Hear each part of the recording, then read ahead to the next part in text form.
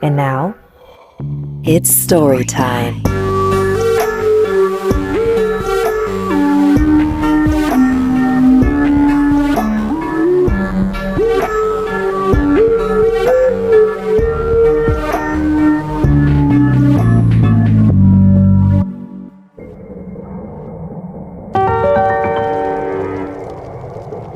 Can you tell me your name? Jesse. Okay, how old are you? 4. The girl you see here is 9 years old Jessica Lunsford, living a carefree life like any other child. But everything changed on February 24th, 2005. That evening, her father left her with her grandparents, unaware that this ordinary night would soon become their worst nightmare. The next morning, when he went to wake her for school, he made a horrifying discovery. Jessica was gone. She had disappeared without a trace from her own bedroom. I just was speechless over it all. I was numb. Police rushed to the Lunsford home and combed through the scene, but there were no signs of forced entry or struggle. With each passing hour, the hope of finding Jessica alive faded. Now, all hope rested on law enforcement and any potential witnesses. Wake up, America. The next child could be yours.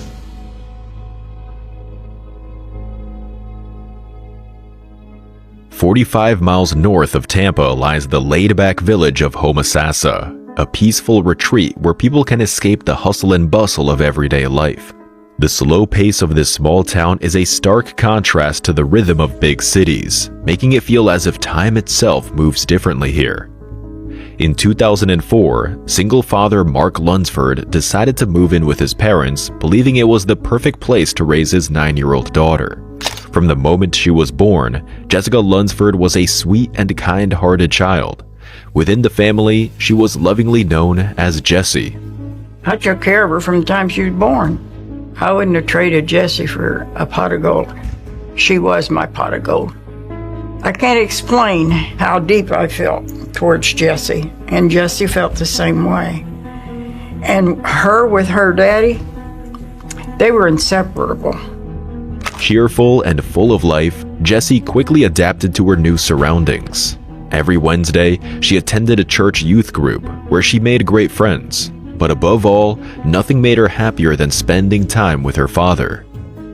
It was a quiet Wednesday evening, just like any other for the Lunsford family. After returning home from church, Jessie spent time with her father and grandparents before heading to bed around 10 p.m. And she'd say, "Grandma, I'm ready to go to bed." And so I'd go in there with her to put her to bed. About half an hour later, her father, Mark, left to visit his girlfriend, who lived just 3 miles away. That night, nothing seemed out of the ordinary, but by morning, the Lunsfords' lives would be changed forever. When Mark Lunsford returned home the next morning, he immediately knew something was wrong. I reached up and stuck my key in the door. I go into the house and her alarm is going off. So I opened her door and I went in her room and she wasn't there, and I got a big lump in my throat and I woke my parents up. I thought maybe she was in bed with them. He asked his parents where his daughter was, and they told him they last saw her sleeping in her room. Realizing Jessie was missing, the family didn't waste any time and immediately called the police. Emergency? Yes, we got a child missing. How old's the child? 9. She's 9 years old? Yeah. Jessie's family was certain she wouldn't have run away. They had a strong, loving bond, and she had no reason to leave. While the police were on their way to the Lunsford home, Mark was already doing everything he could to find his daughter. You know, you're hoping to God that she's just playing and hiding from you. But when you're outside screaming for her, trying to understand what could have possibly happened to her, where she just didn't vanish. Officers combed through the house looking for any signs of evidence, but there were no signs of forced entry or a struggle in Jessie's room. Her school clothes were still neatly placed exactly where she had left them. I didn't see any footprints around the residence. I did not notice any pry marks. I did not notice any signs of struggle, even when I searched the girl's room. The room appeared untouched. except for one thing: her beloved toy dolphin, a gift from Mark that he had won for her at a fair, was missing. No one could believe that such a young girl could wake up in the middle of the night and simply leave. It quickly became clear that this was not a typical case. Knowing that time was critical, the local police immediately contacted the FBI for assistance. They had recently solved another case of a missing child with a happy ending, and everyone hoped for a similar outcome in this situation. Jessica was last seen around 10 p.m. when she went to her room for bed. Her family recalled that the house had been quiet that night. No unusual noises, no disturbances. Even their dog, who would typically bark at strangers, remained silent, making it unlikely that an intruder had forced their way in. The only thing that was out of place was on the pillowcase. And it wasn't this, it was probably half of my fingernail. Was a speck of dirt, which was the only thing out of place in the whole bedroom. With no signs of struggle, a far more unsettling possibility emerged. Jessie may have left willingly with someone she knew, and that was the most terrifying thought of all. Statistically, most crimes are committed by people the victim knows. The FBI swiftly arrived and launched a large-scale search operation. Their top priority was to eliminate anyone Jessie might have trusted from their list of suspects. In missing person cases, the investigation always begins at the last known location, in this instance, her home. To coordinate their efforts and monitor potential suspects, including the Lunsford family, the FBI established a mobile command center on site.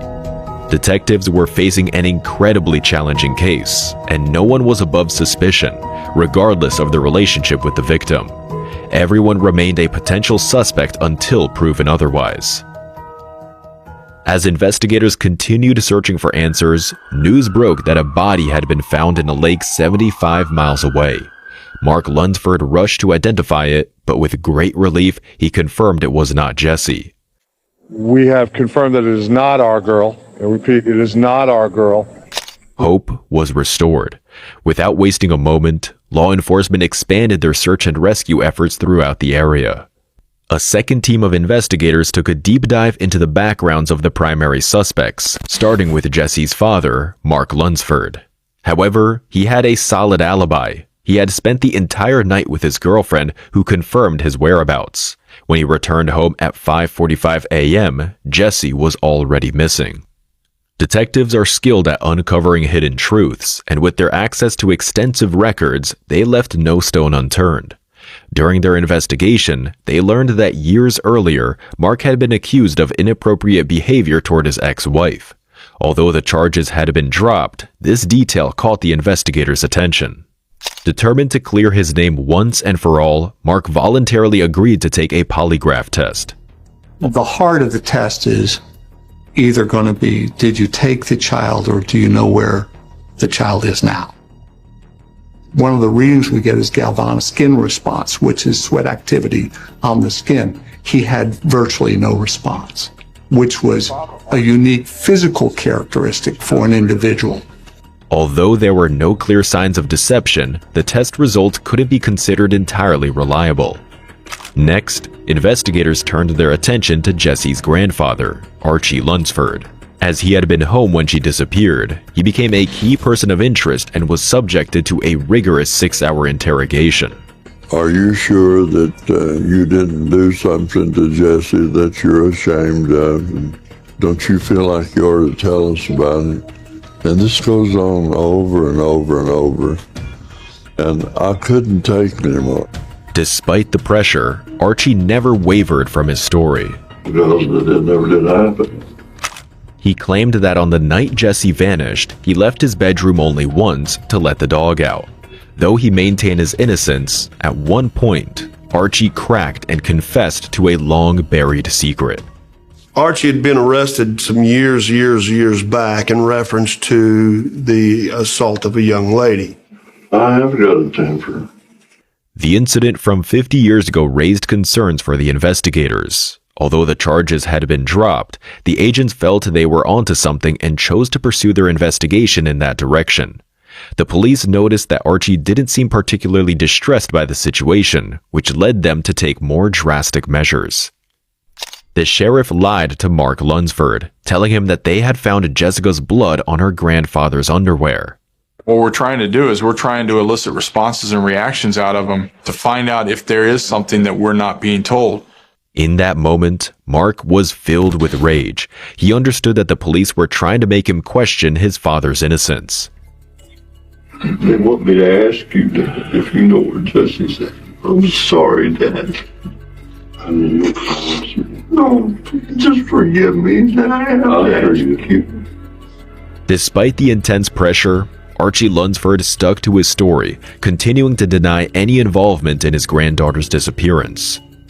That's all I keep telling them. I just want to find Jesse. It really broke my heart to think that they had broke him down to where he would even think that his father would do something to harm that child.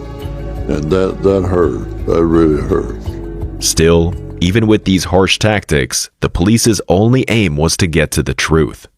Hoping to clear his name and put all doubts to rest, Jesse's grandfather agreed to take a polygraph test. However, much like his son Mark, Archie Lunsford displayed almost no physical reaction, making the results inconclusive. With no solid evidence against them, the FBI shifted their focus. They turned their attention to another possibility: cases where divorced parents abduct their own children.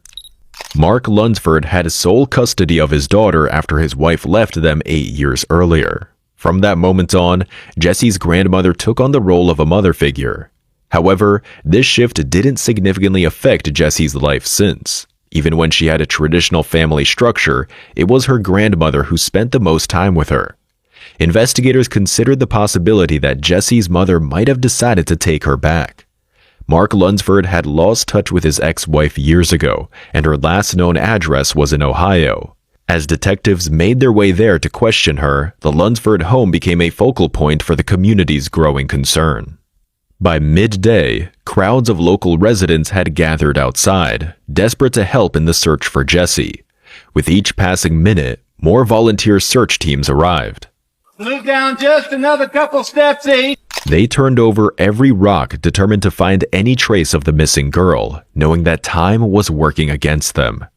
Meanwhile, FBI agents located Jesse's mother in Cincinnati. She insisted she hadn't seen her daughter in years and provided a rock-solid alibi.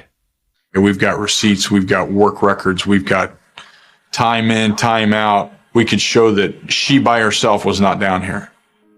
24 hours had passed since Jessica Lunsford vanished from her bedroom, and no one could explain how she could have disappeared without a trace. Suspicion turned back to her mother when a report emerged claiming that Jessica had been seen in Ohio, just miles from her mother's last known residence. The lead came from a retired law enforcement officer, and for a brief moment, everyone held their breath. The witness reported seeing a girl who looked like Jessica with a suspicious man driving a car with Florida plates. The FBI wasted no time tracking down the vehicle and discovered a girl inside who closely resembled Jessica, but it wasn't her. With every false lead, frustration and desperation mounted. Investigators decided it was time to widen the circle of potential suspects. Detectives began checking the alibis of Jessica's friends, teachers, and even members of her church. He asked me many questions and other people at the church and our pastor, and they questioned everybody. Well, they wanted to find her as much as we wanted to find her. Everyone who knew Jessie was just as eager to find her as the police, and without exception, they all cooperated fully with the investigation. However, despite their efforts, no new leads surfaced. The agents kept revisiting the missing girl's bedroom, hoping to find something they might have missed before. Then, finally, their persistence paid off. They discovered a torn mosquito net in the hallway. That is what I refer to as a burglar cut, where they cut an L-shaped screen and put their hands through the screen and unlock the door on the inside. The door hadn't been opened because it was secured with a broom handle.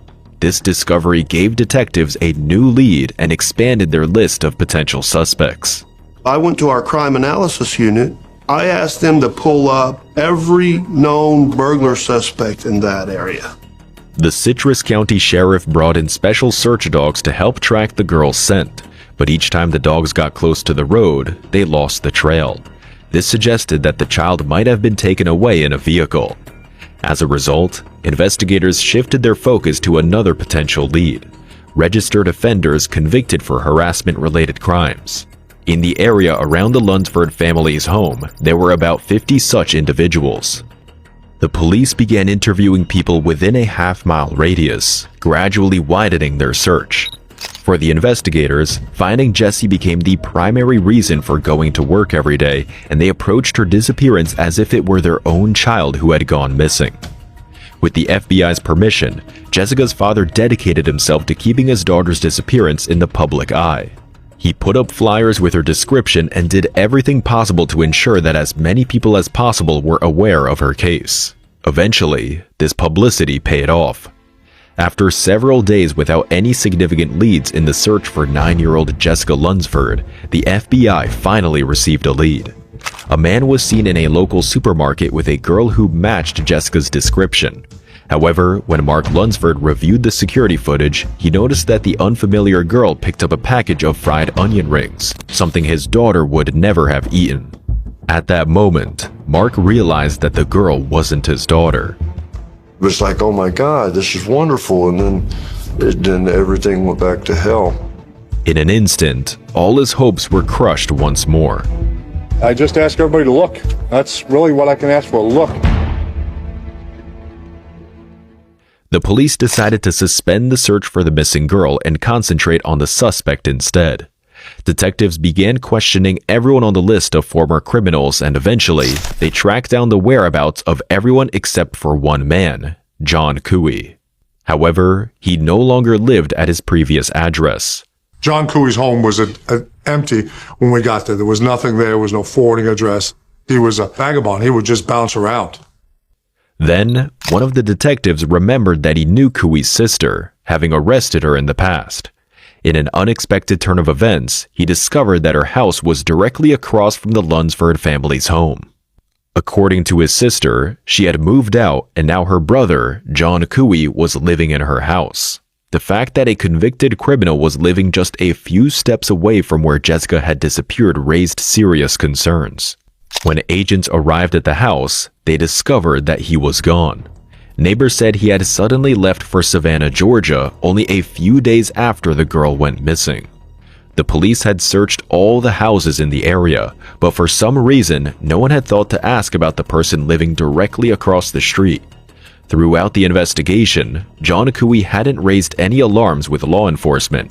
It seemed he only left his house late at night to avoid drawing attention, and he managed to do just that. And I had no idea that there was a person in the neighborhood like that.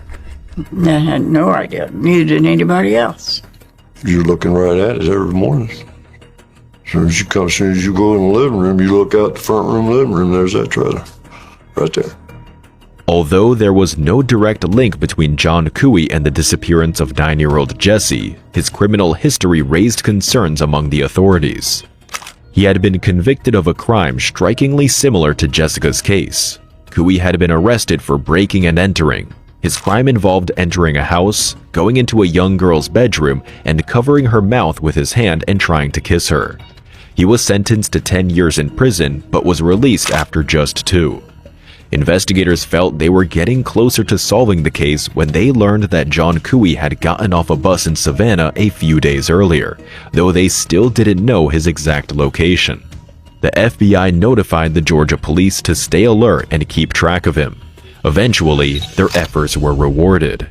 John Cooey was spotted. The man came to the police station voluntarily, but it was clear from the conversation that he was nervous. Cooey denied any involvement with the missing girl, insisting he had nothing to do with her disappearance. Aware that the police didn't have a warrant for his arrest, he answered all their questions and then demanded to be released immediately. To verify his innocence, investigators convinced Cooey's sister to let them search her old house. In the bedroom, they found a mattress stained with blood, but they couldn't determine whose blood it was. This discovery only increased suspicion around Cooey, but by the time he left the station, he had already managed to leave town, heading in an unknown direction. The county sheriff then released Cooey's photo and name to the national media. I'm saying John Cooey's a person of interest. I want to either rule him in or rule him out. And I got to find him. The following morning, a witness saw Cooey at a bus stop in Augusta, Georgia, and quickly informed the authorities about his location. He was arrested shortly after. Following a long interrogation, the police initially believed he might not be involved in the girl's disappearance and were even prepared to return to Florida. However, before they left, investigators asked Cooey to take a polygraph test, which he agreed to willingly. FBI agents spent 2 hours examining his statements, and ultimately, under intense pressure, Cooey eventually broke down and confessed. Of course, your heart drops into your stomach. I had to concentrate on keeping my composure in front of him. I had to concentrate on doing my job right. Cooey admitted that he had been watching Jessica play in the yard a few days before her abduction. On the night of February 25th, under the influence of illegal substances, he broke into the Lunsford home through the back door. He walked through the house to Jessica's room and told her he was taking her to her father. We believe that when he got her out of the bed, his glove did glance the pillow of where Jessica slept and left a mark. He then led her across the street to his sister's house, where he essayed her.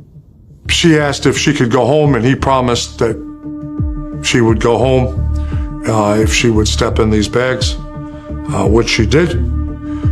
He then tied those bags around her, put her over his shoulder, carried her out the door to a grave, put her in that grave, buried her, and then stood on it as she tried to stand up.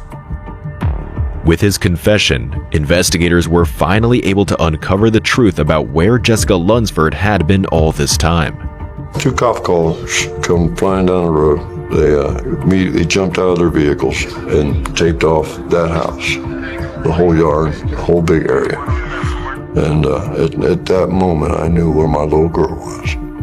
Cooey directed them to a spot just beside the back steps, only 150 yards from Jessica's bedroom window. She was found in a shallow grave, about 4 feet deep, kneeling.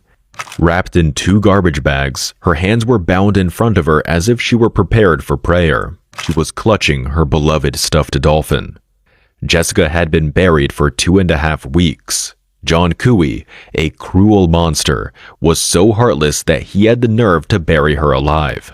Everyone had hoped for a better outcome for the little girl, but tragically, that was not meant to be. The medical examiner confirmed that 9-year-old Jessie was likely alive for just a few hours after leaving her bedroom. Investigators believed that the dirt on the criminal's gloves, which left a trace on the pillow, indicated that Cooey had already dug the grave before entering the Lunsford home. By the time Jessica was reported missing, she had already been buried. The responsibility for seeking justice for Jessica now rested with the state prosecutor. He described it as one of those cases where you are driven to do everything in your power to ensure the perpetrator faces the harshest possible punishment. The jury unanimously found John Cooey guilty in the Jessica Lunsford case, resulting in him receiving the maximum sentence. That was the biggest relief I had during all of it, was the day that they said, you're going to be put to death, plain as you can be. And I thought, yes. John Cooey passed away in prison 2 years after the verdict due to health complications. The heartbreaking fate of 9-year-old Jessica had a profound and a lasting effect on everyone involved in her search. I'm glad that God let us have her for what time that we did. I'm glad that she had such a good relationship with her daddy. But she's at rest right now. She knows no harm. There was a band of angels that came and gathered around Jessie and took her home. She didn't know any of that pain. That is what I've always believed.